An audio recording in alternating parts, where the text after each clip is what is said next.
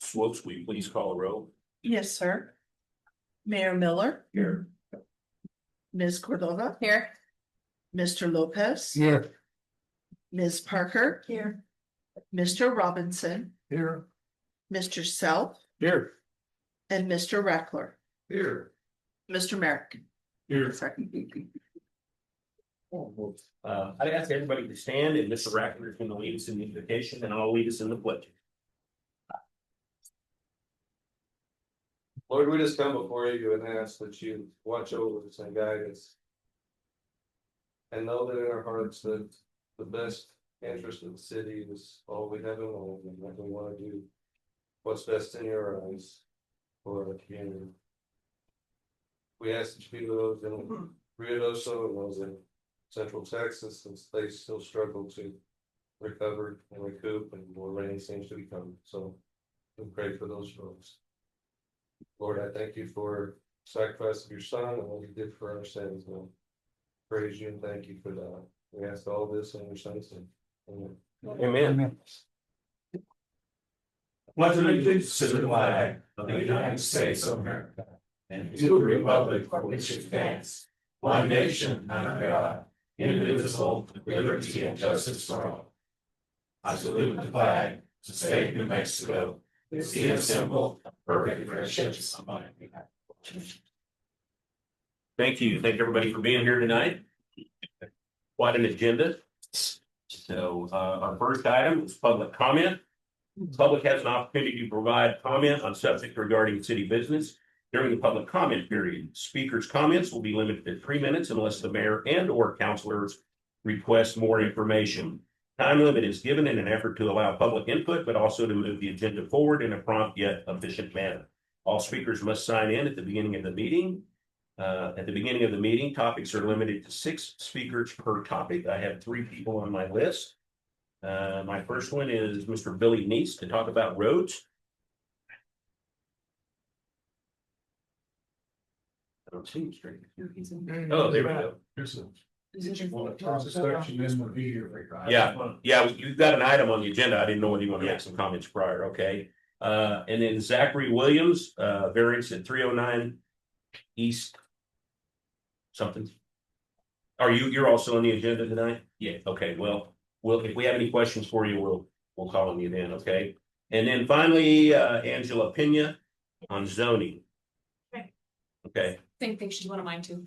Okay. All right. So we don't have anybody on public comment. We'll get to those items here in just a few minutes.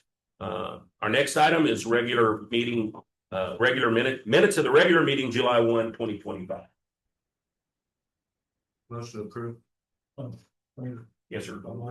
I've found a couple of things that need to be corrected. Okay.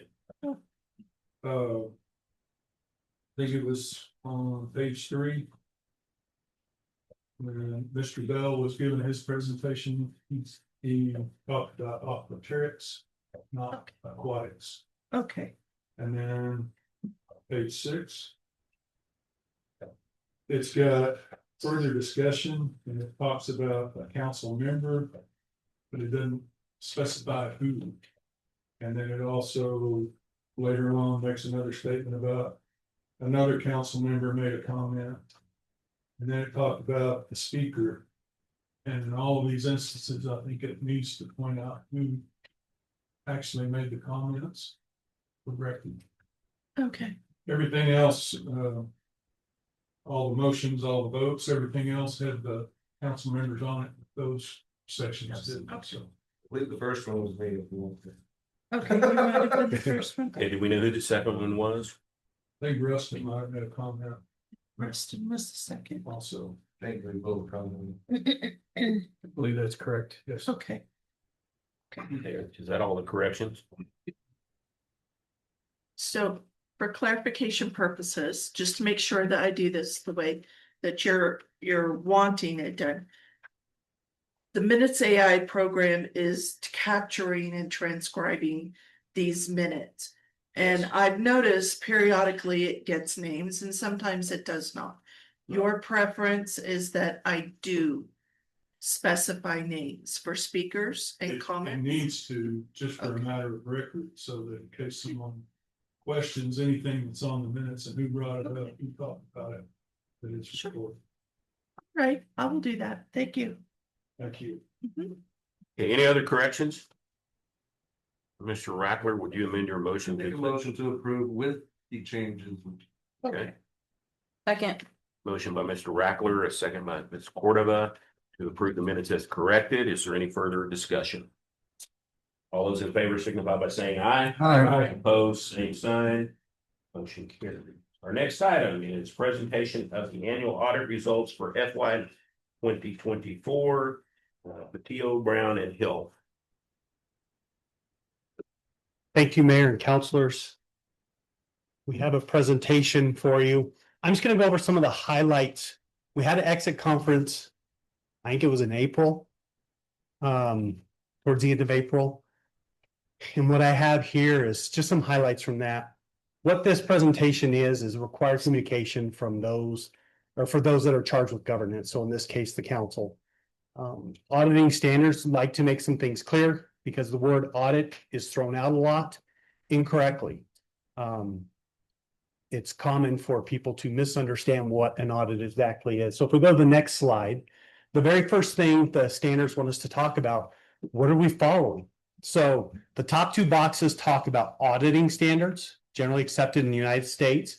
The bottom two are talking about government auditing standards, or more commonly referred to as the Yellow Book standards. Every audit in the state of New Mexico has to follow the Yellow Book standards based upon the state audit rule. And so in a moment, I'll explain why.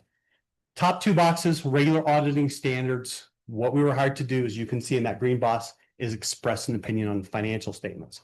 The financial statements are your responsibility. We come in and audit them and we give our opinion. We express an opinion on them. The top right red box, what that opinion means is we give what's called reasonable assurance. There's no way we could look at every transaction. We pick statistical samples. We look at internal controls. But since we're not looking at every transaction, there could be errors in your audit report. However, those errors are not going to be big enough to change the opinion of the readers of the financial statement. So example I always give is you're going to give your audit to a banker. Those errors are not going to be big enough to change the banker's opinion on the financial status of the city. And so that's what our responsibilities under auditing standards are. And those top two boxes, just regular auditing standards. When it comes to testing internal controls and your significant cycles are things like cash disbursements, payroll, cash receipts. Technically, all we have to do is test one transaction and we've met those standards. Well, the reason the state auditor wants us to do a Yellow Book audit, the bottom two boxes, they want us to actually pick samples and test internal controls. And so on the bottom left box, we are testing internal controls, but we're not testing populations big enough to give an opinion. What we do in that report is we just spell out how we test above what regular auditing standards require. And then to the bottom right, we have to communicate what we call significant deficiencies.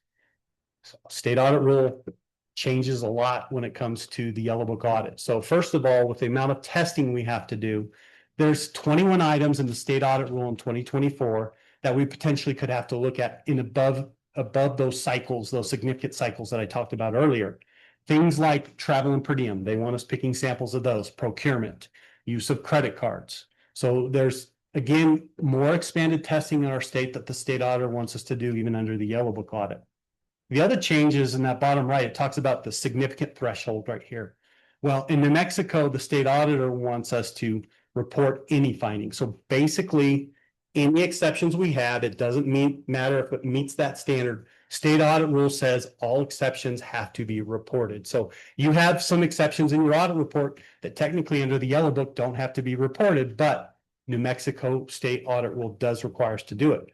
The whole reason is transparency. They want councils to be able to learn and hold your management team accountable for trying to make changes and getting those changes done in a timely manner. And so it is pretty much all for transparency. We are so late with this audit, we're just now presenting and we're actually into another fiscal year. So one of the things I want to warn is some of these findings could come up again next year because we're already well into, we're into another year. We're into FY 26 now. And so you could see some of these items coming back up. That doesn't mean they haven't been taken seriously or they're not being addressed. I think really the key with that will be FY 26. You'll see most of these fall off. I think management has good plans that they put in place and are adopting. So we'll kind of go through those as we start talking about the findings. We go to the next slide. The next one is talking about the opinion that we are getting. We issued what's called an unmodified opinion. And I put in brackets clean because to me, unmodified really doesn't say very much. But the bottom line is this is exactly the type of report that the city wants to receive. So that's why I put in parentheses a clean opinion. Our opinion states that your financial statements are materially correct and meet the standards, generally accepted accounting principles that we have to follow as your auditor. So again, this is a good thing. If we go to the next slide, there's two other reports in your audit report that are ours. The one on the left is that Yellow Book report, and we do have some findings that we'll talk about at the very end. The box on the right is talking about what's called a single audit. Single audit relates to your federal grant spending. And so we get your listing of all your federal grant expenditures. We go through a risk-based approach based upon the federal government. They kind of directed us how to do it. And we go through and we pick certain grants. Then we look up what those grant requirements are. They have a database, basically a periodical that they put out every year saying, here's the grants, here's the grant number, here's what you auditors need to look at. We go through and make sure that you're complying with the federal requirements of those grants. We do give an opinion on this one. And as you see there, it is exactly the type of report that you want to receive. It's also an unmodified opinion. We did not have any findings related to the federal programs. So both opinions are exactly the type of report that the city wants to receive. So that's a good thing. We go to the next slide.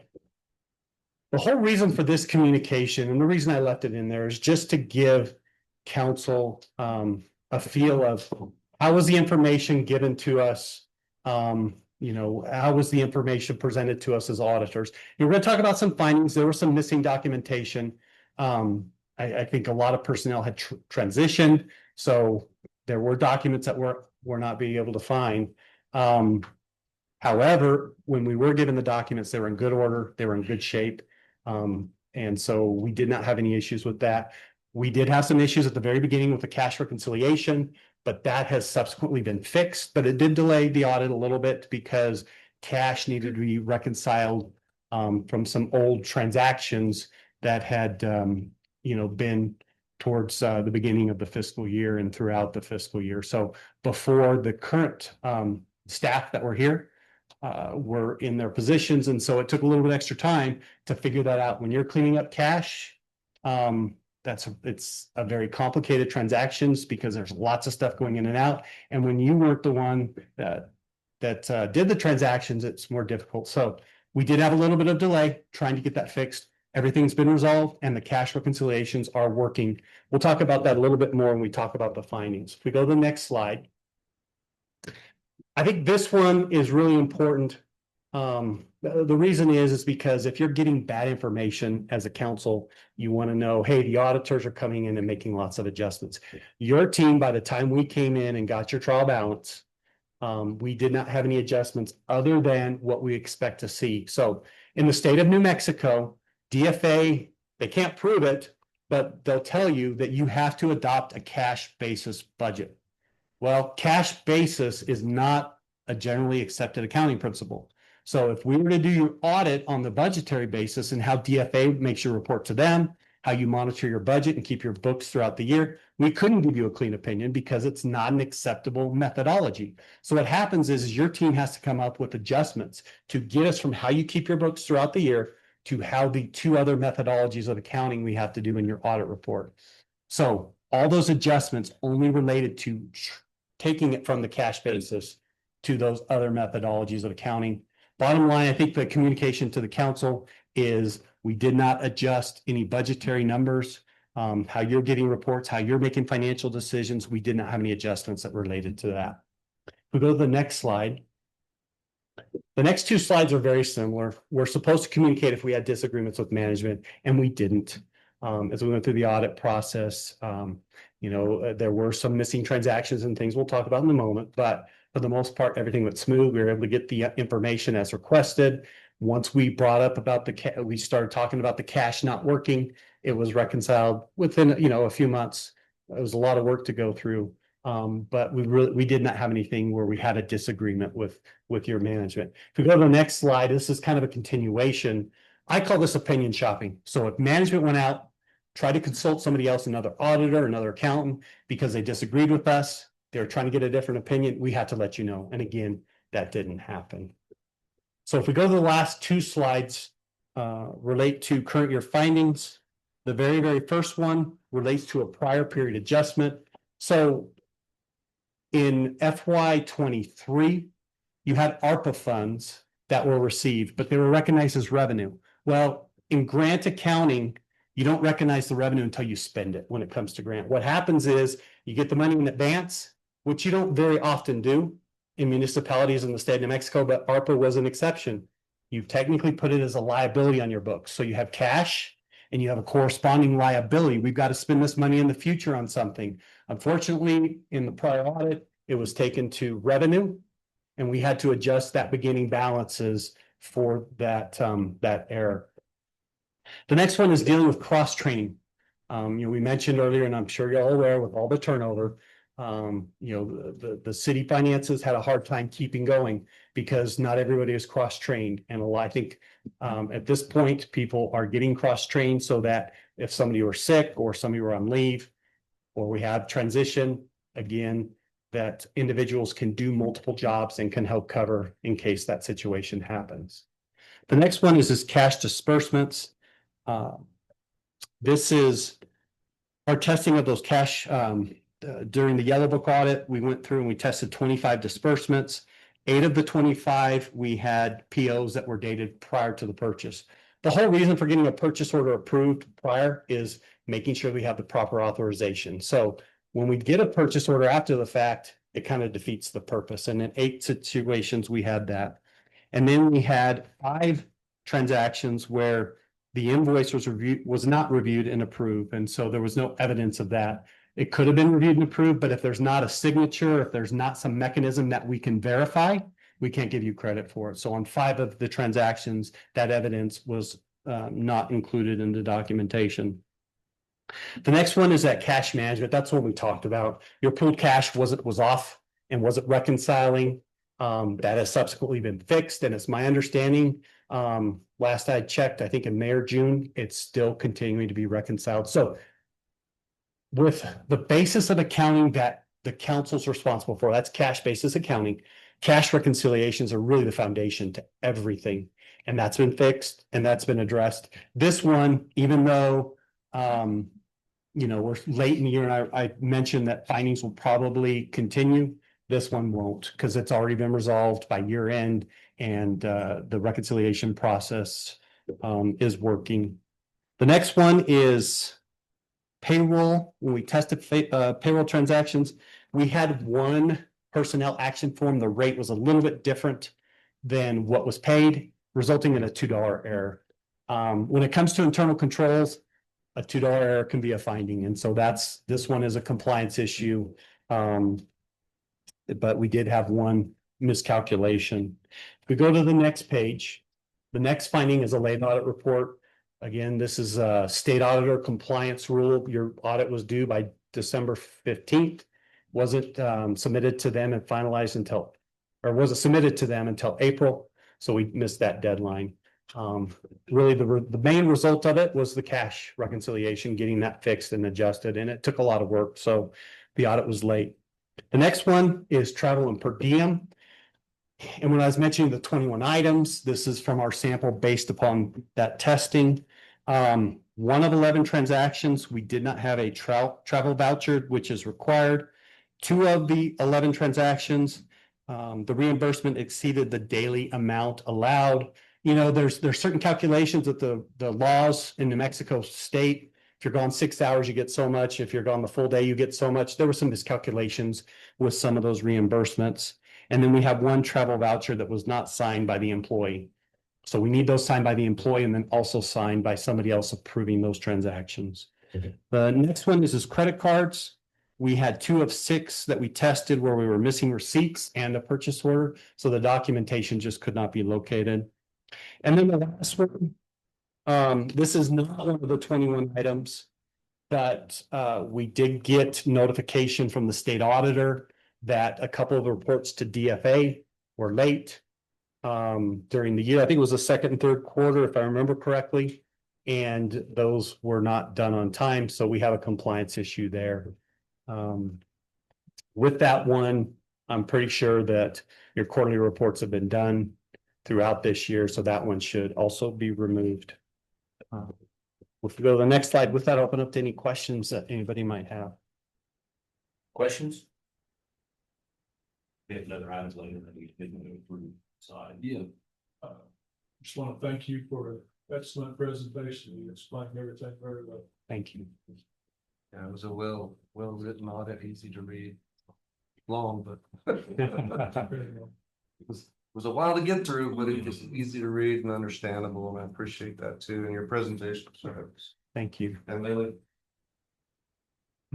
I think it looks for you. So you can, I was, read.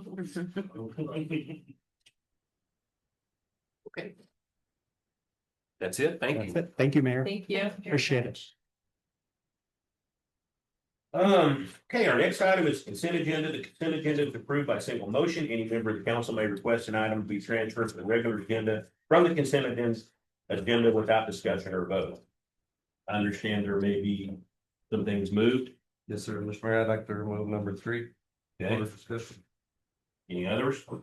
Actually, I'd like to just remove them all. Okay. I'm gonna move those down to community services and we'll take those in the order that they are when we get to community services and just bunch them all together. That's what. Okay.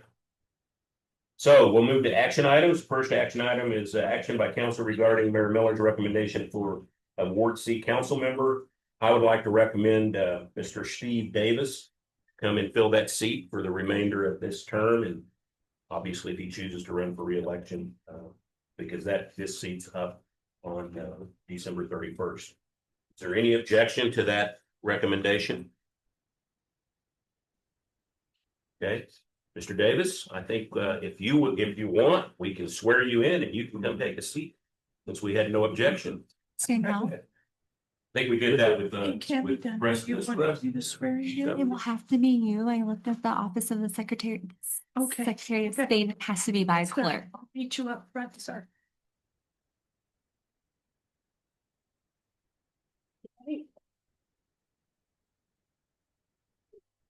Okay, that's also correct.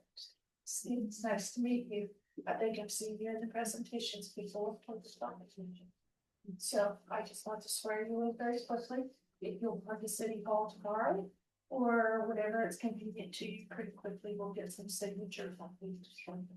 So if you state your name. Steve Davis. I, Steve Davis. okay, sorry. I, promise to sit in the office and maintain the proper forum for this office and give my dedication to service. It's not too much for you to read. I promise to sit in this position Promise to sit in this position. through the point of re-election. For point of re-election. And take the position seriously Position seriously. and with decorum. Yeah, the goal. I will pursue service To serve to this position it. until the point of time it is elected. Till the point of time to live. And you will either choose to run for office or someone else will be appointed to the position. So your service will be through January 1st, or actually December 31st will be the date, unless you're elected. Okay. All right. And you can take your seat now. Thank you. Thank you.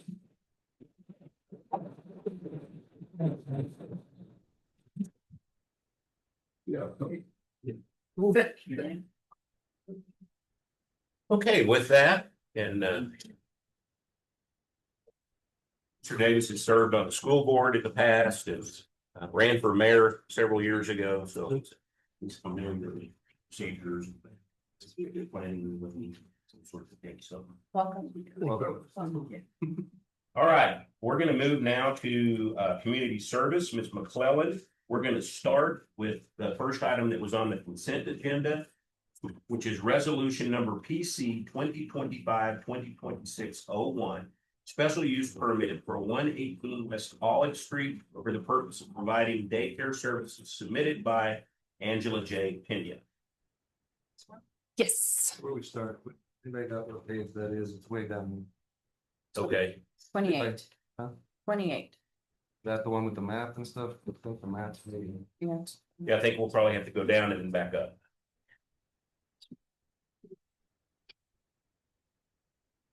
Perfect. Thank you, Mayor Council. So this is an application that went to our last planning and zoning meeting.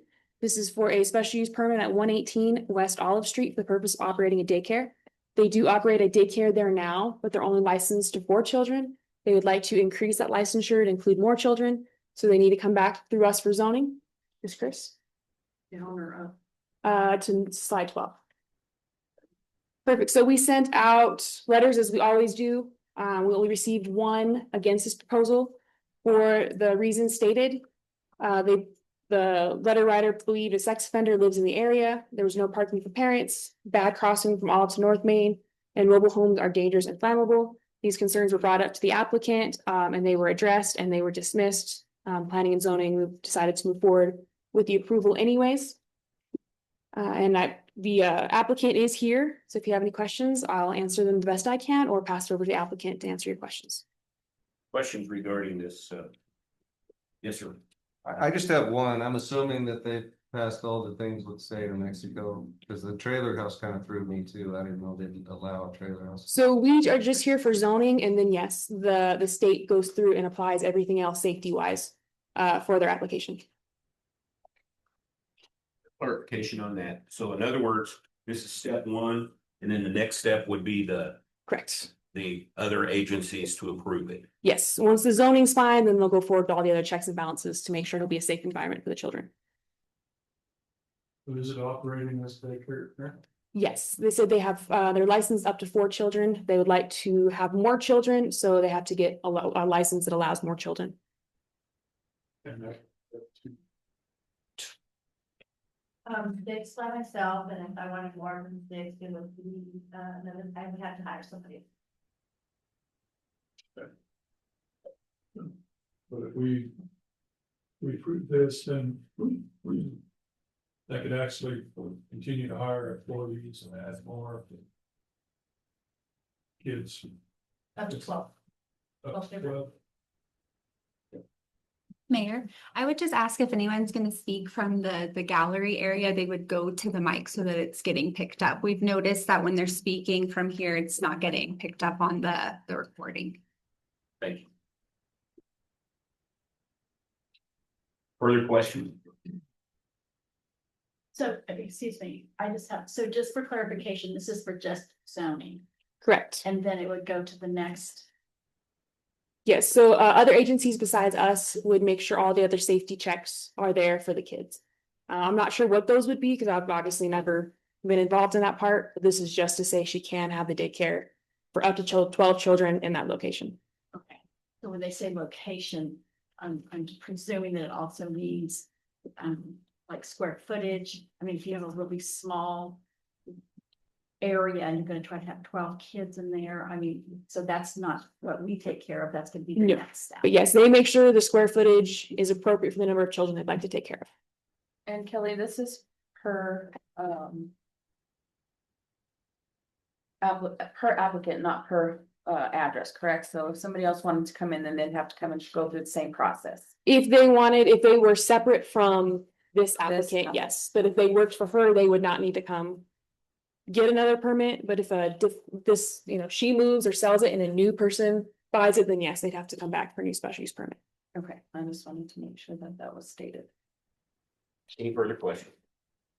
With the recommendation from planning and zoning for approval, I move to approve this application. So, Okay, I have a motion and a second to approve this application from planning and zoning. Is there any further discussion? Seeing none, all those in favor signify by saying aye. Aye. Opposed, like sign. Uh, Have one in opposition. So that motion is approved. Our next item is resolution number PC 2025-2026-02, variance for 1309 East Amazon for the purpose of maintaining a fence that does not meet for Taos Municipal Code, but submitted by Mr. Juan Acosta. Ms. McClellan. Perfect, thank you. As it reads, this is for a variance at 1309 East Amazon for the purpose of maintaining a 6-foot fence. As you've heard before, we allow 4-foot fences in the front setback, 6 foot along your side and in your backyard. This would technically count as your front yard, so which is why he is requesting the variance. It's Chris. So this is the fence in question. This is what we considered the front yard of the property. And as you can see, where it dips down is probably about your 4 foot, where it dips up is your 6 foot.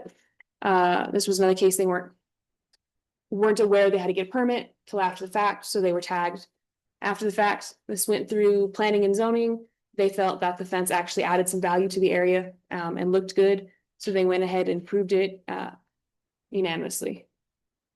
And they said there was no concerns with viewing from, because there's an alleyway there, but they did say that it was fine, that did not block any sites. We sent this out and we published this. We had 0 against the proposal.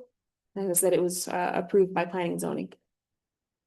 I'll answer any questions that you have. I'm not sure if the applicant is here. Questions for Ms. McClellan on this one? Just on the photograph. It's actually showing North Knoxville, but that's an alley, isn't it? Yes, so there is an alley, I believe, on that side over there. Oh, like the other side. Is there the other one? Yes. The other side is north. Yes, so there is an alley. I can't remember which way it abuts, but they did make sure it did not block any views. Ms. Vavorn Baca drove and checked. The side you're showing us right now, right in East End. Yes, because that would be their front, where the front of their property is. And that fence has been there for some time. Yes, it was caught after it was built, but it was built after the ordinance was established that allows us to go back and tag things if they've been built without a permit. And I just had one question for Chief. I don't know if he knows the answer to this, but have there been any accidents at that corner? Because I have property on Manjot North Knoxville, so I will turn that corner a lot. And I haven't noticed any, vision problems, but I just was curious if that's been an issue. Not enough that I'm aware of any. Okay. And I'd have to go back and look to see if there have been any, but it's never been one of those common places. Thank you. Further questions? What's the pleasure of the council? I'll second. I have a motion in a second, motion by Mr. Robinson, second by Mr. Self. Any further discussion? Seeing none, all those in favor signify by saying aye. Aye. Opposed, like sign. Motion carries. Ms. McClellan, the next one would be resolution number PC 2025-2026-04, variance at 309 East 11th Street for the purpose of installing a carport that does not meet Taos Municipal Code, submitted by Mr. Zachary Williams. Perfect. On this one a little bit backwards. I'm gonna go to the last page or the last page in my presentation so you can see the house. So I think that'll explain kind of what we're going over. So yes, this is for a carport that has not been built at 309 East 11th Street. As you can see, this house was built very close to the street, so they have a very small front yard, which makes it almost impossible to meet that front setback of about 10 feet or 5 feet off of the sidewalk. So the applicant would like to put a carport up, same reason that we hear for a lot of carports, hail damage, protection of the vehicle, but they will not be able to meet those 10 feet. All the other setbacks are met. Instead of 10 feet, they will be 5.5 feet. And planning and zoning did check to make sure that carport would no way trespass onto that sidewalk you see there. And it's going to come right up to the edge of the sidewalk, but will not interfere with the sidewalk. Miss Chris, will you go back? Yeah. This is what the structure will look like. It'll be 10 by 15. The square footage is 150 feet. The side setback 19 feet. Again, the front setback's the problem at 5.5 feet instead of 10 feet. Miss Chris, if you go back one more. Oh, no, I didn't include that. There were For this one, there, we sent this out, and they had 0 against it, so we did not have any protests from any neighbors for this carport. If you have any questions, I'll be happy to answer them. Oh, there it is. And if you have any questions for the applicant, he is also here today. And we'll pull him up and make him speak on the podium. Okay, Mr. Mayor, I did ask for this one, and the reason I did is just a month ago, we turned one away for the very same reason and actually made him correct his artwork that was already built. Can't see us making an exception at this point for the exact same. So that's my opinion. Planning and zoning did ask what was different between that and that and this one, just for their question. Planning and zoning's, or our best answer was that he did come before the permit had been established for permission.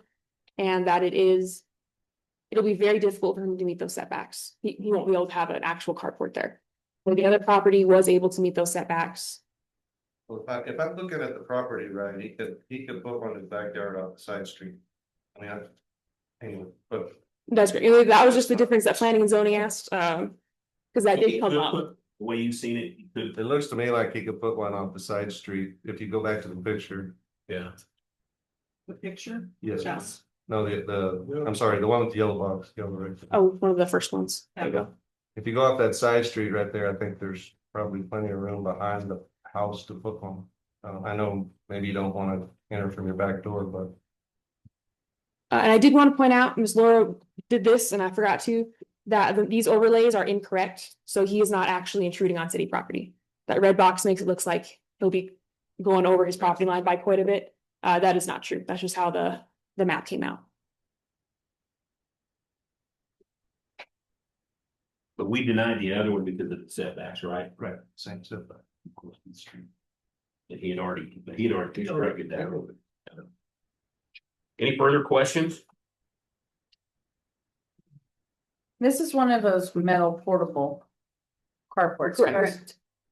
Mr. Zachary, it is one of the metal prefabricated carports, correct? Yes. Yes.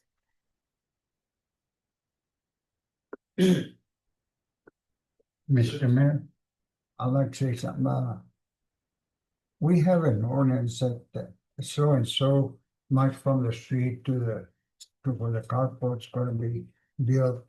And if it's not there, you shouldn't do it, but the planning commission should know that. I've had a lot of problems with that forever. So I don't know what the planning commission is getting that to where they can come up to the council and we approve it. Because it's not there. I Yeah, was gonna build a carport too, and I had 12 feet to play with. I couldn't do it. they do allow property owners to apply for variances, which is just saying, hey, we recognize we can't meet ordinance and ask for such special consideration. That goes to planning and zoning for their recommendation, and if they approve it, then they can bring it to you to also see if you agree with the recommendation or if you disagree with the recommendation to deny it. Somebody else will say something. What's the pleasure of the council? There's no further questions.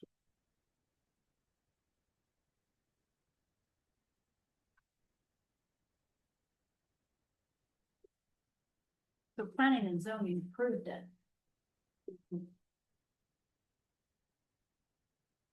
Mr. Mayor, I move that we approve the application.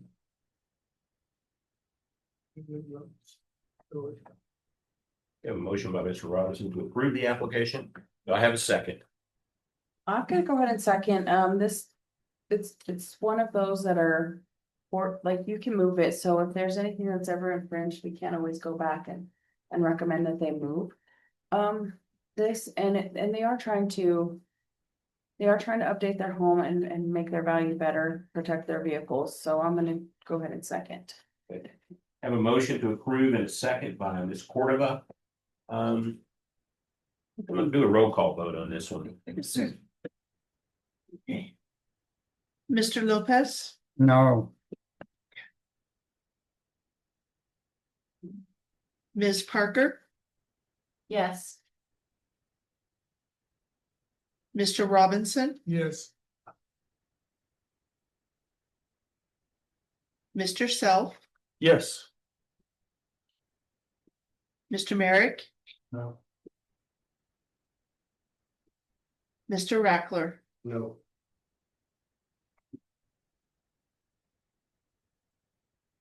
it's 3-3. Hold Well, on. I have Mr. Davis, so we got Ms. Cordova and Oh, have sorry. sorry. That's Okay. okay. I vote yes. Okay, So we got Mr. Davis. and you voted yes, okay. No, we got Mr. Davis hadn't voted yet. No, I'm sorry, I'm so sorry. no. Mr. Davis, no, okay. Okay, the vote being tied at 4-4, I will cast my vote as a yes.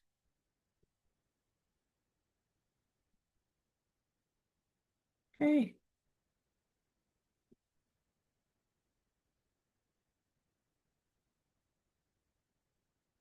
All right, Okay, so our next item, Ms. McClellan, is approval of recommendation for resolution number Oh, that's PC right. 2025-2026-03, variance for the purpose of developing the road known as South Avenue P with chip seal and no curb or gutter, which would not meet Portales Municipal Code submitted by Mr. Billy Neese.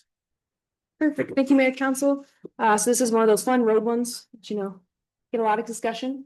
So as you can see, that stretch to the left of the yellow line is a series of plots that Mr. Billy Neese is planning on building low-income housing on.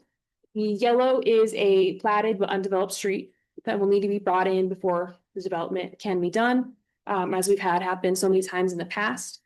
He is requesting to do the chip seal which is accepted, but it's with no curb or gutter. Our standards say curb and gutter. So that's what the variance is for. I would like to point out that this road is not in compliance no matter what. Unfortunately, this road is only about 30 feet wide. And as you can tell, it is very small considering you can see West 17th Street right below it and West 15th Lane, which are the usual sides of our roads. So we're gonna bring it compliance. So it's important to note that this road is just not in compliance the way it was platted. I'm not sure why it was platted. The way it was, this does predate me by quite a while. So here is a picture of that area. Just so you can kind of see it. Let's press one more. We sent these out and 0 against it, 0 against, and then it was approved unanimously at P and Z. The reason this one was not put on the consent agenda is there was quite a bit of discussion on P and Z, and they were stated multiple times that it would come up to council's decision for you guys to review it if they would do the no curb and gutter. So that's where it's coming to you guys for today. So their recommendation was just to allow with no curb and gutter. The city always recommends, and of course, anytime we do that if it's not in compliance, the city not be in charge of maintaining it. But we say that for every non-compliant street. The reason being, if something happens 2 years down the road, or let's say no curb and gutter causes something to flood, and then you go to get a grant for that road, when you say, well, we gave them a variance not to put curb and gutter, they're less likely to give you the funding or the grant because the road is not compliance. So it comes up to the city to bring the road into compliance, but then again, this road is not in compliance width-wise. When we say, we prefer not to maintain it, it always it puts the pressure on the private property owners or on the developer. And as this will be low-income housing, there was concern that the low-income housing would not be able to maintain the road and that the developer would logically, of course, not want to keep maintaining the road after the properties are sold. So it's coming to you. If you have any questions for me, please feel free to ask. And Mr. Billy Neese is here to also speak on behalf of this application. Questions at this point? Yes, Mr. Mayor, I have a couple, and one's gonna be for Billy, if you want to start with that, right? But, Billy, you want to step up there with Kelly, please? you kind of mentioned, and I just kind of want Billy to elaborate a little bit, that what's the purpose of the two sides of that road? I know the one side is eastern property, correct? In a new property on one side? No, it's the Catholic Church. Catholic Church, okay. So what is the purpose of the property on the other side? What do you plan on doing with it? We're gonna build some low income housing. We're gonna buy Houses or yeah. townhouses or apartments? just kind of some smaller houses, Small house. 1,100 square foot. And I'm sure the reason we're not doing curb and gutter is because of the expense. Yes, yeah. And on 17th, it doesn't have curb and gutter either there. That is gonna tie into. There's no curb and gutter on that street, so. It's just about 600 feet. I do not know why I don't know if that one's gotten a variance or that was predating our standards. Can't tell you why there's no That's curb and right gutter. down the road, Billy's gone, I'm gone, then people are gonna go, why isn't there a curb and gutter on this? Right. I think it's 600 feet down to 620 feet or something. Every other instance that we've had of this before, since I've been on the council, we required whoever put in that road or access have the street and building, the curb and gutter. I know it's a large expense. But just for the very reason I voted against the carport before, you gotta be careful about setting a precedent on accepting one item and then not making everybody toe the line. In my view.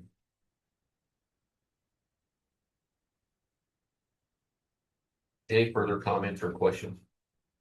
We got a question. The road you're proposing to put in there, it follows the way it was platted to begin with, is that correct? Yes, you go back to that yellow. That is what we can find platted is this yellow street. So they accepted it to be put in without curb and gutter? I am not sure when they platted it, what their exception was. All I can tell you is it is not the width that we accept for roads. Through no fault of Mr. Neese's, it was platted that way and I couldn't tell you why.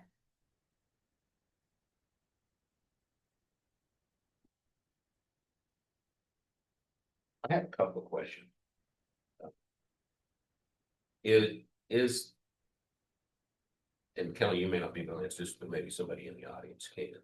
For public safety purposes, is that the width of that road a concern? All of our current apparatus will be able to make entry. And then my other concern kind of goes to what Mr. Rackler was talking about. You know, I'm sure as long as Mr. Neese is around and the original property owners are around, they understand that the city's not responsible for maintaining that road. But, you know, 10 years from now, when property owners have changed and Mr. Neese may have moved on, you know, they're gonna be right here in this room asking us to maintain that street. And so, I mean, if we accepted this, would we accept it with the minutes reflecting that we in no way are going to be responsible for that street, so that there would be some archive to that So- effect? Planning and zoning passed it along without the requirement that the city not be responsible for it. So if you accept P and Z's recommendation as is, the city is still responsible for the maintenance of that road. If you would like the city not to be responsible for that, you would have to add that to your motion. And Mr. Neese, I appreciate what you're trying to do here. I really do. You know, I'm just afraid that, you know, 15 years from now, maybe even 7 years from now, you know, when that road's beat up and needs repair, they're gonna be in this room yelling at that council. And we're gonna say it's not our road. Well, wait a minute, you know, I mean, I'm sure that you'll make sure that the people you sell those houses to in the beginning will understand that, but the next owners may not. And that's my concern.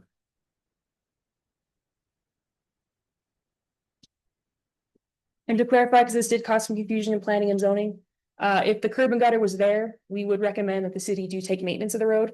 It's still not in compliance, but that's not any fault to Mr. Neese. That was a fault somewhere along the line. Compliance with curb and gutters. Yeah, so if the curb and gutter was there, the width is still out of compliance, but there's nothing that this gentleman can do about it. Somewhere along the line, the city should have. On that one side, there's not enough room to make it 30 feet wide. Yeah, fence. Well, that's the same house, I believe, but it's good. Yeah, the way to make it in compliance width-wise would be some type of agreement with the property owner to sell or somehow give us that land to make it a public right of way. I'm with the mayor. I really want us to do the low housing stuff, but I just think this is gonna be issues down the road and some council's gonna. And let me ask you a question, Ms. Rudd, and I don't know, I mentioned this a little bit. I know when I used to work for the county and they weren't county roads, but after they had been used for so long, they became the county roads by what they call prescription. Is that the case in the municipal world or? You mentioned that to me earlier and I haven't been able to get you a definitive answer, but when this was presented at planning and zoning, I had the same concern because this is also an issue we're having with some other roads that have been brought to my attention. It gets lost in translation of who will actually be responsible for it. And then as described, then almost kind of like in a weird prescription or adverse possession or some kind of way, we then become responsible for that road. And then it gets added onto our list of roads we're repairing when originally that was never the agreement. I don't know that there's a way, right, for Mr. Neese to somehow put that in, right, the sell of the land of who will actually be responsible for the maintenance of the road, because then that becomes another issue of Mr. Neese making this agreement with these 5 homeowners, but when those 5 homeowners sell, is that information also relayed to them? And so I will look into that prescription, that issue, but I can't tell for sure. But I do definitely see issues for the city when this was presented at planning and zoning, and now regarding the maintenance of that road and who will be responsible for it. And I would definitely advise that there's clarification on that with whatever decision is made, specifically who will be responsible for that road, whether it's orally on minutes. That's something that we would be able to fight about and would be considered an oral contract. Thank you. What is your timeline to start this project? Do what? What is your timeline to start this? As long as it started as soon as possible. I'm just wondering if we might do some clarifying before we act on this. And if you like, we can submit this for the next council agenda as soon as we get clarification from Ms. Rudd on that. If it's specific clarification that we can direct. Well, if there might be some way of attaching a maintenance agreement to this. Where the builder or the buyers of the property thereof. Were, held to the maintenance of the road. I have a hard time understanding how that would work. You've got 5 houses there. I'm responsible for the part of the road that's in front of my house. Or are the group of 5 responsible for the whole road? So to bring some light to that, we have this road, Rogers Road is also within the city limits and is not. It was in when it was annexed in, it was annexed in as a city would not have to maintain it. And I can attest that there have been some questions about. If one property owner wants to do something, but no other property owner will pay for it, what permissions are needed and that type of thing. So I can attest that this has caused. Didn't we have a similar situation out there by the country club? That the one you're talking about? Yes, the one, it's Roberts Road. Yeah, there are 3 Now it's 4. Or now, that's the one, yeah. Yes. Yes. And there's other instances that I'm aware of where there's a shared agreement between the homeowners on it's not a paved road, but it is a bleachy road that's being maintained by all the homeowners. They share at the expense of doing that, so. You go through an HOA. It's not really an HOA, it's just part of their easement agreement. So. Well, Mr. Merrick, would your recommendation be to postpone this? We need some. I would like to have a little bit more information and get Shred to try to clarify what our options are before we move forward on. And I'm sorry to delay it, but I just want to make sure we'll do it. Needs to be done. And I think what I'm thinking is, I would like to do that because I'd like to see this development move forward. If we can resolve these issues to where. It's pretty clear 5 years down the road what the deal is. Can we, that be okay with you, Mr. Nate? Oh, and my thought, Mr. Neese, is this: if we could, in the meantime, talk with St. Helens and ask if they're not concerned about a curb gutter on their side, maybe you could get away with curb and gutter on one side. I don't know. And what does that curb and gutter cost? I could make a better decision. Some of those things. That's just an open field, so. Right. I mean, I Oh, I'm very very seriously good. doubt that I'll go back to you. I'm sorry. I'm not gonna speak something. Well, if you like, we can reach out to the property owner and have that answer for you guys. In the next one. Hey, what's the question? The property is 30 feet. I mean, the road is 30 feet. Ms. Neese, can the 5 houses, can you give rise to their lot size and improve the size of the road? And when you come back and maybe that's where the curb and gutter could go, if you give rise to that part of their property, of your property, to expand the road to the, whether it be to the north. I think, in other words, it's probably gonna eat up into the backyard if you In the push it backyard. back, correct? Yeah, that's what I'm trying to figure. I've already built a duplex here. Oh, and that's it's not yours. gonna- Okay. That would, it was already built, I mean. It's already built, okay. Okay, that's, I couldn't see that. I didn't realize that was already one of your properties. You ain't got much property to work with there, but you said. So I'll make a motion that we postpone till the next meeting for clarification from Ms. Rudd. Second. Okay, I have a motion and a second to postpone this item till our next meeting. And get some more clarification from legal. Regarding how we proceed previous. Is there any discussion on the motion? There's one question I need to ask. Is it on the motion? Yes, it is. It's based on the presentation was made by Mr. Billy Neese. Then Billy Neese, the junior, made the presentation, and Mr. Billy Neese is at home. So do we have to record that, make that clarification? I think it would be appropriate if Mr. Billy Neese Jr. is the person who is present. But for city purposes, I think it's just probably a technicality if he leaves off that junior, but In the future. for clarification. He come back and say Billy Senior didn't say a thing. So I'm just saying we need to clear that up. But it's not really affected by the motion. We'll make sure it's cleared up on the next agenda. Yeah. Okay, any other questions on the motion? Motion is to postpone till the next meeting. Any further clarification? All those in favor signify by saying aye. Aye. Opposed, like sign, motion carried. All right, next item, recommendation from council on proceeding with dangerous property at 815 East First Street. All right, thank you, Mayor and Council. So this is that building behind Pat's, the old church. Roof has fallen in. We on May 20th, we started their 30-day period for improvements. We do our best through the means that we have available to contact any property owners. The property is still considered very dangerous at this time. We have not been able to get a hold of any property owners. Last we had heard, all the property owners believe there's, I can't remember if it's 11 or 17 people on the deed that they have all deceased. Ms. Chris, we go to the next one. So this is what it looked like when we declared it dangerous. This is what it looks like now. There hasn't been much change, as you can see. Ms. Chris. So we are, side views.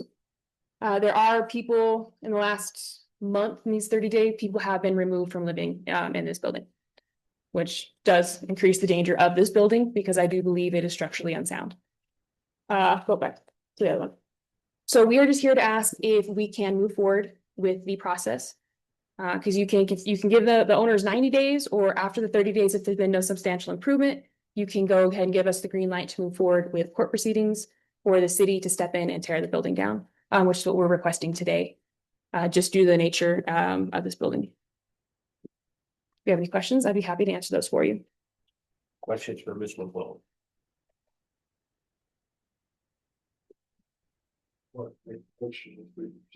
Second. Motion by Mr. Merrick, a second by Mr. Rattler, that we proceed regarding the dangerous property at 815 East First. Any further discussion on the motion? Seeing none, all those in favor signify by saying aye. Aye. Opposed, like sign. Motion carries. Can you start tomorrow? Well, get with Ms. Red to get it moving. We're pretty excited about it. Well, excited is not the right word, but we're anxious to get started. Yes. Okay, our next item is intent to adopt ordinance number 774, an ordinance to repeal and replace ordinance number 540, number 614, and number 665 for clarification and enforcement of nuisances within the city of Fort Tawas. Thank you, Mayor Council. This is my last one. and I'll get out of your guys' face. So I've been in charge of code enforcement for a few years now. And one of the things we've always been wanting to do is update the ordinance. So as we've been here, we've been able to see what problems we are having in enforcing this ordinance, what's lacking in the old ordinance that can be improved upon this new ordinance. So we're finally ready to move forward with that. We did put a focus group together that had 2 council members, I believe it was Mr. Rackler, Mr. Eldon, and a planning and zoning member who's the not vice chair, Ms. Warren Baca. And we went through this all. It has gone through legal. Legal has one change that I'll go over here, but everything else passed. So we did a list of the changes this ordinance will see. I won't go over all of them, but I'll just kind of hit some of your highlights. We added some definitions that were missing that caused some problems with enforcement. The big one that we had originally tackled was we added a step where instead of it going from uncompliant straight to the city doing it and then putting liens, we added a step where they are sent to municipal court between there. We did that for a few reasons. The first being the ones that we can get a hold of property owners are usually your smaller jobs. That's just a little bit of debris or that's overgrown weeds. But we spend a large amount of our budget doing weeds, and then we don't have budgets to do buildings and dangerous properties and demolitions. So we're hoping that by adding some municipal court where they go to see our elected official, where they can pay a fine or be given more time to mow, that it saves our budget for more serious projects that need handled, but also continues us moving forward on cleaning up the town by getting control of these weeds. We added a review and appeal process that covered the whole thing. We clarified some of the times. Some were allowed 72 hours, some 14 days, some 30 days. It caused confusion of what was applicable where.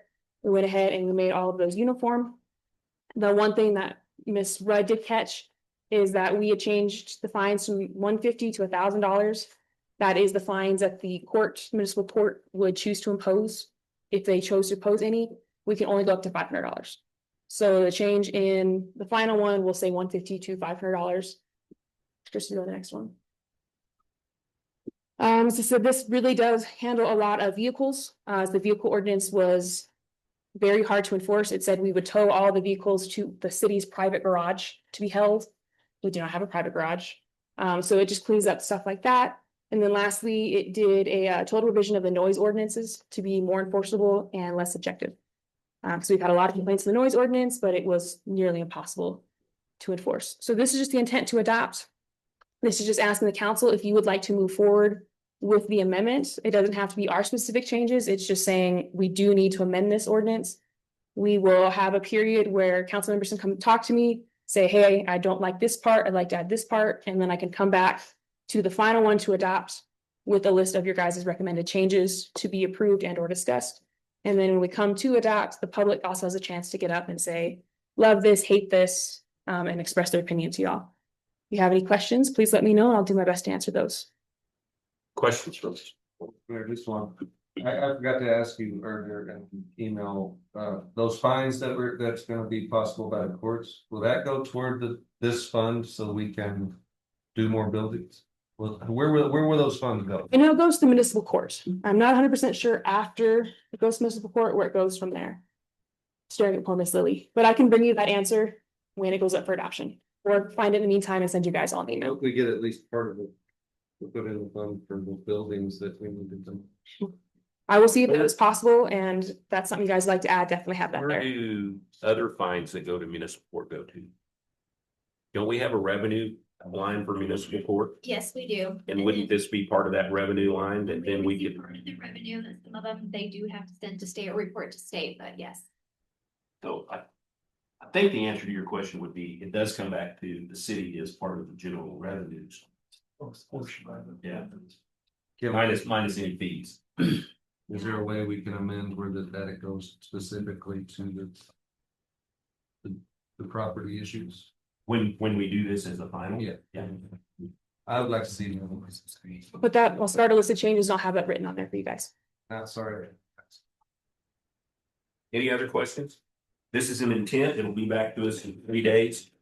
And then we'll have a public hearing and we'll make any amendments to this that see fit, including what Mr. Rackler was talking about. And if anyone in the public or watching online would like a copy of the proposed ordinance, they just have to get with Miss Danielle and she can get the proposed ordinance. It won't have any changes that's been discussed here. It'll be the one we just put in your packet today for them to review.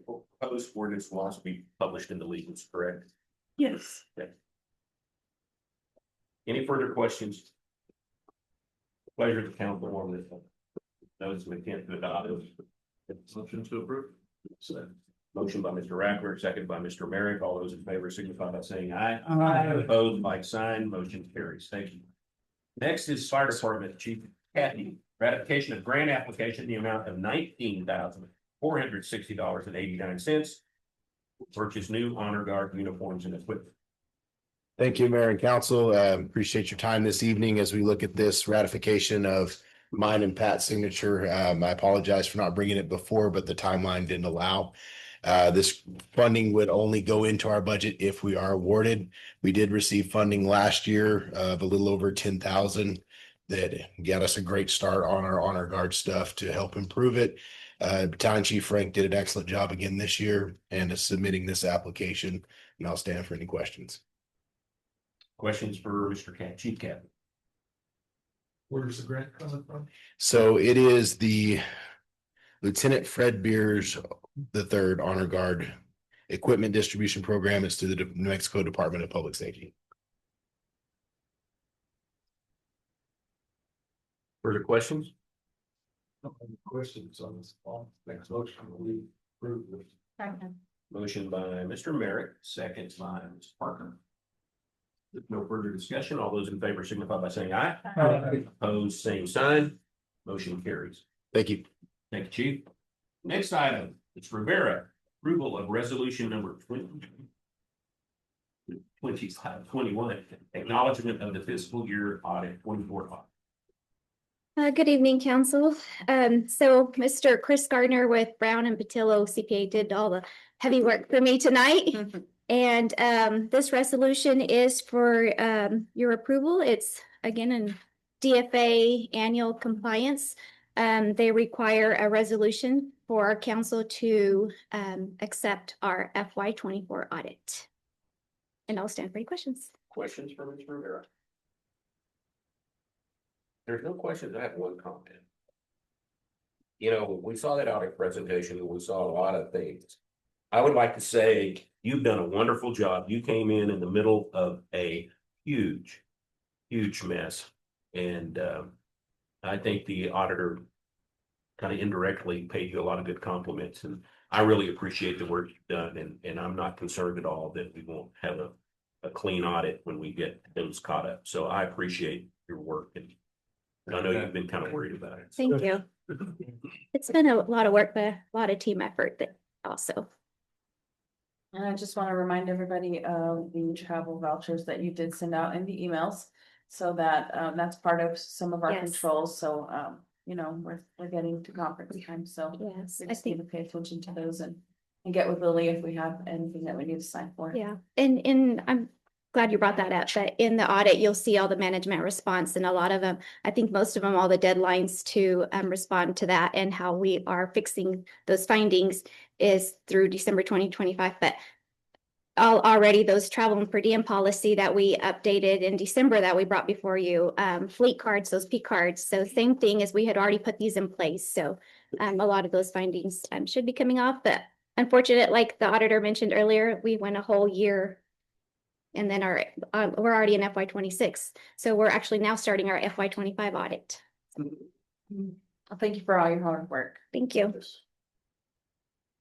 There's no further comment. What's the pleasure of council on resolution 2025-21? Move for approval? Second. Motion by Ms. Parker, second by Ms. Dunn. Ms. Swope, will you please call the roll? Yes, sir. Ms. Cordova? Yes. Mr. Lopez? Yes. Ms. Parker? Yes. Mr. Robinson? Yes. Mr. Self? Yes. Mr. Merrick? Yes. Mr. Rackler? Yes. And Mr. Davis? Yes. Unanimous. Thank you. I'm gonna pass around the resolution for everyone. Thank you, Mr. Rivera. I bet you're glad to have that one totally in the books, aren't you? All right, next is infrastructure approval of resolution 2025-22 in support of ICIP 2027 through 2021. 31, plan for the city of Port Hallis's initial submission of projects, final submission due on October 3rd. Mr. Gates. Mr. Mayor, Council, come before you for approval of this resolution for ICIP. Before we start, we're getting a very late start on this, and I'll take total blame for that, okay? First submission was due on the 11th, and we did get a first initial submission. Final submission will be due October 3rd, 2025. So the initial list that you got right now is the submission that was handled on the 11th. Right now, stand for any questions that you have. Can there be changes made to between the initial? Yes. Okay. Yes, and There that's, will be. there will be, yes, that's the plan. Is that looked down upon if we change the whole thing, or? I'm just asking theoretically, but. Well, I'm not sure if it's looked down upon, but we definitely need to come up with a better game plan for future ICIPs and probably get these things started like maybe months, even a half a year in advance, so we could start maybe committees going, and actually the public needs to be involved in this as well. I agree. So Mr. Mayor, I was gonna make one suggestion, being a part of Rustin and I have. Your dad is in there somewhere. Short amount of time. Yeah, and Brian. And Just I was as a wondering deal. if we could possibly have or establish a committee for us, because I think we're not taking it to the level. We used to actually do that, Mr. Rackler. We would do a committee, would make the recommendation, and then we would have a workshop, a public workshop for additional, even prior to this. So I think that that's where we need to move forward, and we have that kind of a public hearing, workshop, if you will, to present this before the October 3rd. And again, the ICIP, I think it was probably, I think it was Governor Richardson.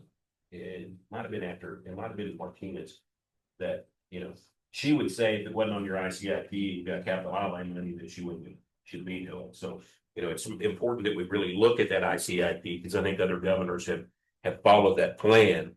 And most of the time, even on your submission of your capital outlay request, it asks if it's on the ICIP plans, that the public participated, that they used to ask those things. So, so between, maybe early September. Yeah, I know, at least with. Or maybe next month. Yeah, when I was with the schools, we had, a budget committee, and everybody had to come present, each department had to come present to that budget committee, which would be the ICIP committee. And that way, then the committee went through and kind of arranged what all they heard that whole day. Because as a department head for 15 years, I always wanted my stuff. I mean, it's just the way it works, and so I think a committee would be very, very important. And like I said, normally the first cut comes from recommendation of the staff, and then, input from the council of the public. Yeah. So, but at this point in time, the question before us is approving this initial submission for this 2025-22. So does anybody have any questions regarding that? Understanding that we can make significant changes between now and the October 3rd final submission, that we have a little more, that the council and others have more input in. Well, it's already been sent in, hasn't it? Correct. Because it was due Friday. It's not like we can change that back now. So I guess we're not left with many other options other than to approve it. Then move forward. Second. I guess, was that a That was a motion? motion. It sounded like one. You got a second, so motion by Mr. Merrick, and second by Mr. Rackler to resolution supporting the 2027 through 2031 ICIP plan. Is there any further discussion? All right, this is a resolution, so roll call, please. Yes, please. Ms. Cordova, Yes. Mr. Lopez. Yes. Ms. Parker, Yes. Mr. Robinson, Yes. Mr. Self, Yes. Mr. Merrick, Yes. Mr. Rackler, Yes. and Mr. Davis. Yes. It's unanimous. Next item is approval of resolution 2025-23, authorizing the mayor's signature on the Clean and Beautiful Grant Agreement number 26-418-6002 0007 in the amount of $7,587.50. Mr. Bennett. That one's gonna be presented by Steve Chavez. Mayor and Council. We'd like to ask the council to accept the resolution for Clean and Beautiful from the New Mexico Tourism for $7,587.50 with the resolution of 2025-23. Questions? All these funds be used for. You got it right here.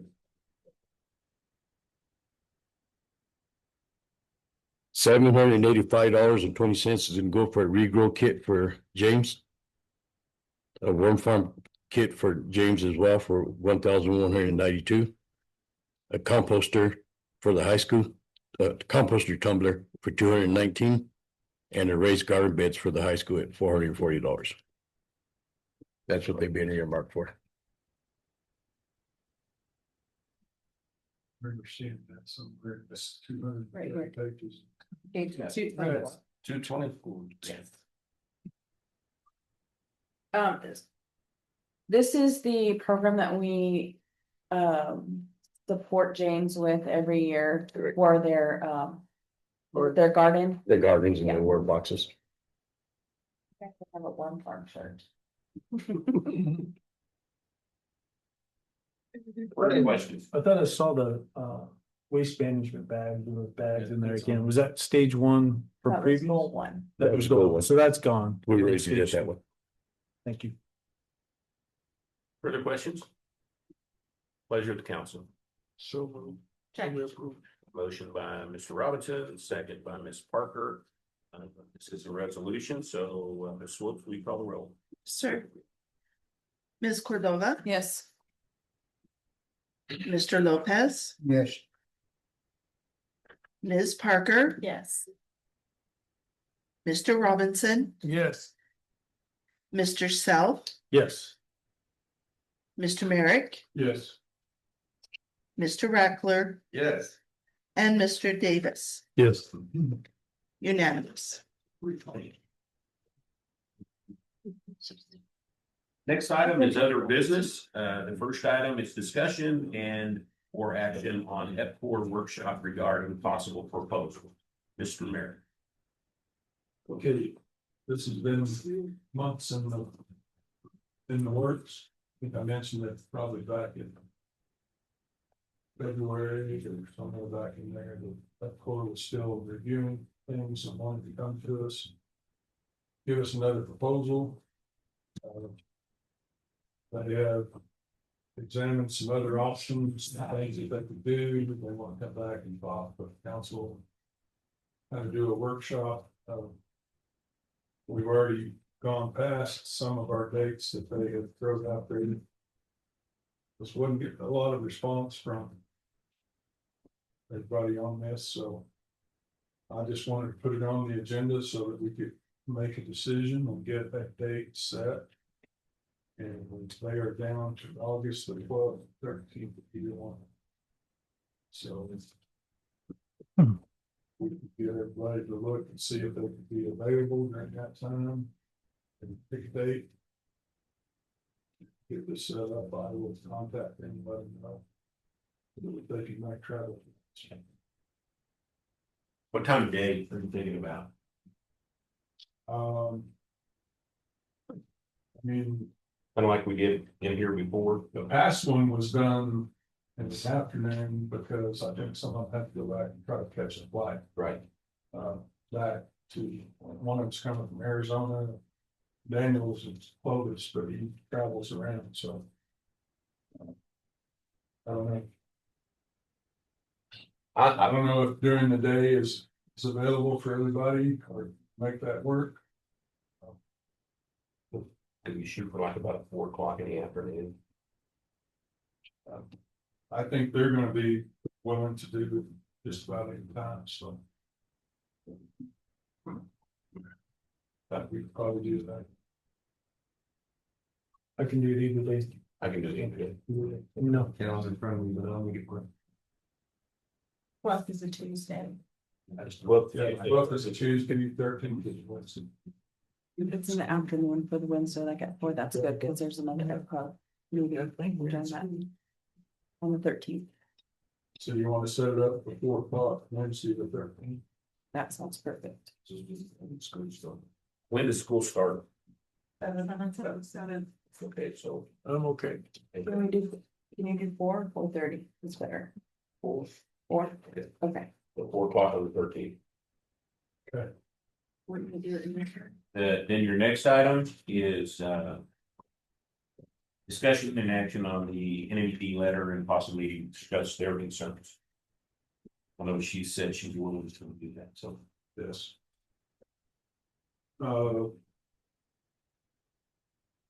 Once again, I think part of the council received a letter from her stating that she wished to meet with the council and the mayor. And I responded to her. And then later I asked again if anybody else had responded. She replied that nobody had. So I sent it out again. Included several on it. And I neglected to include Mr. Rackler. So. Yeah. I think there might have been one other person that was left off the original one. But I think it's something, she's got some findings that she wanted to go over and talk with us about. And I don't think it's anything major serious. Chris and Eric have been in contact with her. And been in discussions on some of the remedies. But she did state that she wanted to talk with the council, so I think we need to afford her that opportunity. As soon as possible. This was the email that I said to check your inbox at the last meeting. And I believe I did reply to her. I didn't reply to all to. Yeah. So I didn't do it. Do we want to do that as again, as a workshop or just put her on an agenda? I think she had previously said that she would be here during council meeting. Well, let's just place her on the next agenda. Yeah, let's just place her and see if she can make the next agenda. Like we're to do the first one possible. That'll be fine. Does Does that suit everybody? We just Yeah. ask her to come at the next agenda and just place her on the agenda. And then I guess she'll let us know if she needs to discuss more. Yeah. Works for me. Okay, let's just place her on the next agenda. Does she still need a response? I'll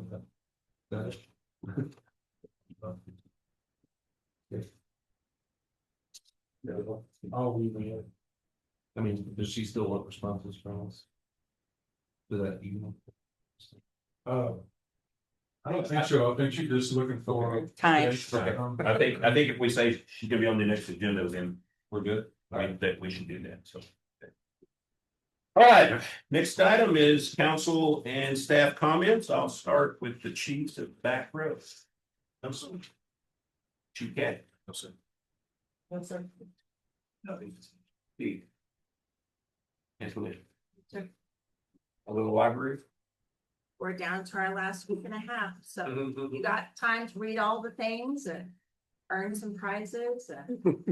Mike Terry's doing beekeeping this week. There's family trivia, a book tasting next week. There's still programs in the morning for the kids, so there's still a few things left, but we're wrapping it up. So it's been a good summer. Time I drive by, it's busy, busy. It's a busy place. Good, good. We're gonna have the employee appreciation luncheon on Friday, the 18th from 11 to 2 at the Memorial Building. And you guys are all welcome to join us. Some of our staff will be there from 11 to 2 enjoying lunch and just being appreciated with cornhole, prizes, music, and just a fun time for lunch. Again, the 18th. Yes, sir. There's an intersection at Lime in Boston. It's closed for water repairs. It'll be closed on Tuesday. Hopefully until the end of tomorrow, say 4 o'clock. We're waiting on the gas company to move the gas line. With between repairs. Okay. Other than that, we've just been hitting the hydrant replacement program. It's pretty heavy. I don't know if y'all noticed a lot of the newer yellow fire hydrants that are in town. An update on that, how many of you, like on the scope, are you 50% done, 60%? I would say just a little over 50% since 2024. When we got when Waterway did their fire flow testing, we've replaced 20, I think 26 was the number. And that might not have been all the replacements, but that's 26 that we've done since 2024 out of 53 hydrants that were inoperable. Good. Good. I'd like to say something. Hey, when are we gonna get a report on how our pumps are doing, water is doing, and everything? Are you talking about the conservation and use report? Yes, is our tank staying up to the level that it's supposed to stay, or? So our tanks, as of right now, through they kind of dipped a little low after we got our first rains. I think I was on vacation at the time, but they put a Facebook post out there to kind of keep an eye out for water usage, but it dipped down to about 21 feet. But we've been maintaining it around 27 to 29 feet for the most part. But if you're talking about the conservation and use report, Yeah. we should see that by September, no later. Because we've been getting a lot of rain and people are not, I don't think they're watering their lawns or anything. We've been doing all right with the rains. It's after the rains that we kind of. So you'll give us an update by the meeting in September? Is that when you said that's due? The conservation use report, yeah, so Wilson Company, they're doing that report for us. And they reached out to us and they said September 1st or sooner, so. One other thing is that, how is that? We have a lot of pumps to replace. What are we how are we doing on that? Pumps to replace in the well field? On the oil field? So. We do have, don't we? So we have 37 wells that are operable or operating in the well field right now in Blackwater. So we have a team that's out there that they'll go out and they'll brush, acidize, and clean. And if there's a potential well that needs to be replaced or motor, then they'll send it off to either get fixed or they'll replace it. And we have we try to budget for so many wells a year. We try to do our heavy maintenance program at our lower peak season. So it's actually coming up on that, usually from August, September, even in October to December, we'll try to hit those pretty heavy. Well, we got a lot of money from the state for new pumps, so I was wondering how is that going? Are you talking about from Water Trust Board? How many millions of dollars we got for that? Well, we just got approved for a considerable amount more. But it's all for different, I mean, the first approval was 20 million in stages, and then the next one is somewhere of 20 or 30. I tried to find that out specifically today. But there's things that they submitted to do with that money, so it's not just sitting out there. I know that I was in a meeting, I remember in Santa Fe, and they talked about Portales Right. doing their job on that. And they gave us good more. Thank you, Chris. Kelly? perfect for the animal shelter. We're still not ready to open. We're having problems getting the inspections. Because we do get inspected by the state.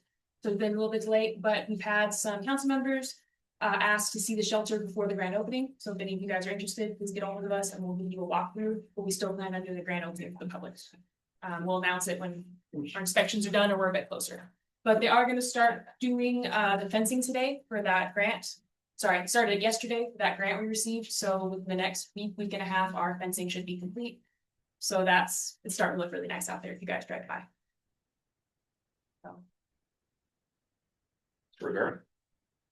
Just a reminder, we have a finance committee meeting July 23rd at 8:30 a.m. at City Hall. No. I'm sorry. Oh, Memorial Building Finance? Yes. Okay, sorry. Oh, and that's because they'll have tablets too. Yes. Okay, sorry, I apologize, at the Memorial Building. And then the special meeting, council special meeting, the 29th. And that is to approve our final budget and then the final fourth quarter report. And then I believe that's it. I was gonna chime in on the whole meters conversation, but maybe I'll let Pat. If you have planned to do that. The meters? Yes, it's kind of an update. Go ahead. So Ms. Veronica had asked about the whole meters, that is still in the works. We presented some information to a potential vendor, where they have to review our finances. And then also making sure through legal and all that we procure it correctly. And we do intend to bring this conversation for your review for Public Works. I believe that's on the 29th agenda. And then we have tentatively penciled in, you'll see that on August 25th. For a possible presentation to the council. Then our intentions would be to bring in live presentation from this vendor. And then also to present to you the option of how we would finance it. That's where we're at, that. Thank you for that update. Thank you for the work on it as well. Question. Go ahead. We've got two different vendors, correct? Right now, we're just, we're going after one. There was two at the beginning when, Mr. Moyer was city manager. But right now, we're looking at just one. And is it the one that actually worked with SCADA? Yes. Good. All right, clerks. Actually, Liliana mentioned the one that I was primarily wanting to mention. And it was just a special session that's scheduled for July 29th. So I just encourage all council members to please attend that one. It's certainly going to help her. And if you are comfortable with it and if she wants it, we can even give you a phone call reminder. It's up to Liliana on that one. And then just please, when you want things on the agenda, we're happy to help you. Just make sure to get that into the city manager or the interim city manager at the time. And that will help me get it on there in a more efficient manner instead of slapping it in there last minute and maybe making a mistake or what have you. So. You got the one we've already put on there for next time, right? She said, Yeah. Yes, ma'am. I do have, I do wanna let you know that the New Mexico Municipal League, 68th Annual Conference is now open. And if y'all would let us know, that way we can avoid late fees and get y'all booked in as soon as possible. And they're using the Elegante as the headquarters hotel. I wanna say, And that is where they're gonna be, because it's adjacent to Yeah. the convention center, so. yes, and it is gonna be in Ruidoso this year, so So if you go ahead and reserve a few rooms, that would be it. a block. That way people don't have to travel. Everybody. I'm attending. And I've already been in once and out again because I'm confused and I'm gonna try to clarify this time. These are the trainings we've already been to, correct? No. The Moli. To the Moli? No, Michael, this is the annual conference. Okay, this is different. Yes. Okay. The annual conference. I'm in, yes. What are the dates again? Give us- It's September 16th through the 19th. In Ruidoso. Yes. If you let her know. And I've had a couple of visits with the mayor, once prior to the flood and once after, but Ritos is planning on putting on quite a show for everybody. I think you'll, besides having the opportunity to learn a few things, I think you'll be entertained as well. So I know before the racetrack got flooded, they were gonna have zebra races, ostrich races, and some other animal as part of this deal. So besides learning something, it could be a little fun. But thanks for bringing that up. So you can let her know what about. As soon as you can. Yes, you can. Okay. Mr. Gallegos, Mr. Rudd, who wants to go first? Go ahead. Oh, Pat. Well, this should be my last city council meeting, so I really appreciate the opportunity to let me take the reins for the last couple of months, but I do believe you're gonna be in real capable hands from here on forward, well, starting Monday. But if you need anything, I'll be available by phone until Monday morning. Well, I for one appreciate you stepping in and doing this, Pat. I think you've done a good job. Absolutely. So we certainly appreciate your service. Don't think you're getting away. Well, that's why I said not my last one, but for now, last time I said that it took 5 years, but I came back. Thank you, Pat. Nothing, Mayor, other than I already have like 10 jobs that I plan to talk to Mr. Mitten about on day one for Pat and things we can have him do, but aside from that, nothing. I know you're not staff yet, but do you have any comments before you're official? Sure. My wife is on the ground and we occupied our house today and started moving in.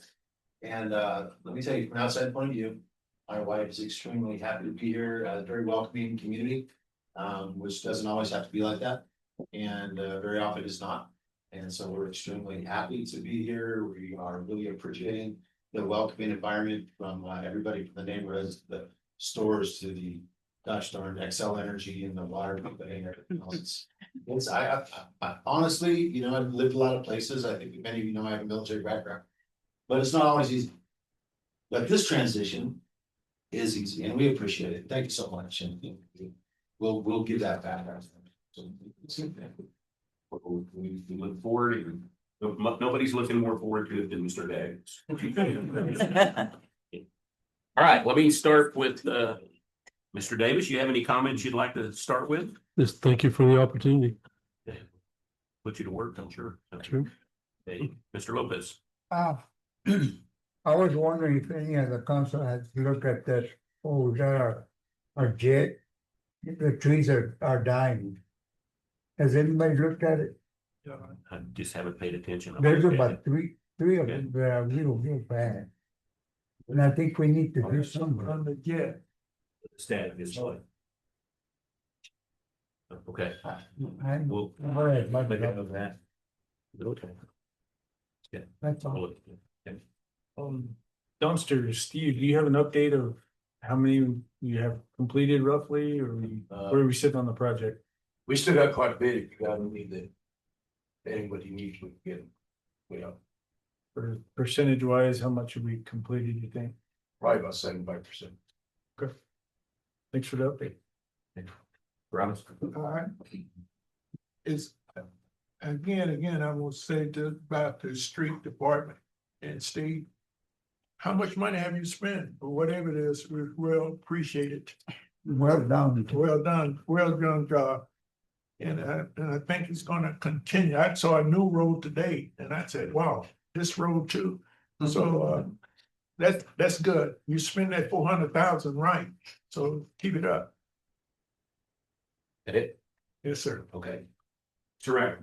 I just had a follow-up on the dumpster thing. I don't know how we fix this, but the dumpster, there is a new one that's near my house, but every other time that it gets dumped, somehow when they put it down, I don't know if it's because they put it down hard or what, but those plastic lids go down in there.